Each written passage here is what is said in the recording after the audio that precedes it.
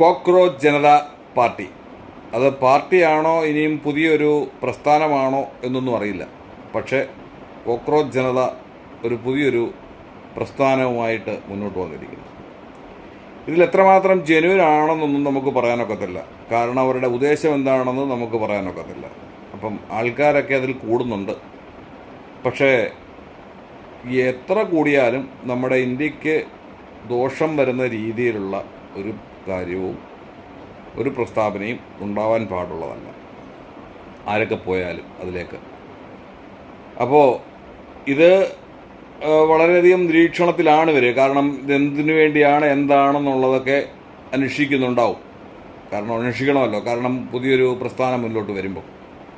അപ്പോൾ എന്തായാലും എല്ലാവരും ഒന്ന് ശ്രദ്ധിക്കുക, അബദ്ധത്തിലൊന്നും പോയി ചാടരുത്. ഇതെന്താണ് ഉദ്ദേശിക്കുന്നതെന്നൊന്നും നമുക്ക് മനസ്സിലാകുന്നില്ല. അവർ വലിയ പ്രസ്ഥാനമായിട്ട് മുന്നോട്ട് പോകാനും വേണ്ടി അത് യുവജനങ്ങളോട് ഒരു കാര്യം പറഞ്ഞു കഴിഞ്ഞാൽ എല്ലാവരും ഇറങ്ങുമേ.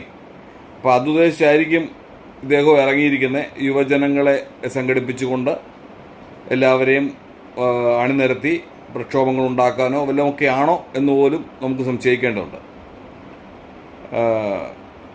ഭരണഘടനാ മൂല്യങ്ങൾ ഉയർത്തി കാണിച്ചുകൊണ്ടാണ് അദ്ദേഹം വന്നിന്ന് ഇറങ്ങിയത്. അത് എന്താണ് അദ്ദേഹത്തിൻ്റെ ഉദ്ദേശം എന്നൊന്നും നമുക്കറിയില്ല. പക്ഷേ അബദ്ധത്തിലെങ്ങും പോയി ചാടരുത് എന്ന് മാത്രമേ എനിക്ക് പറയാനുള്ളൂ.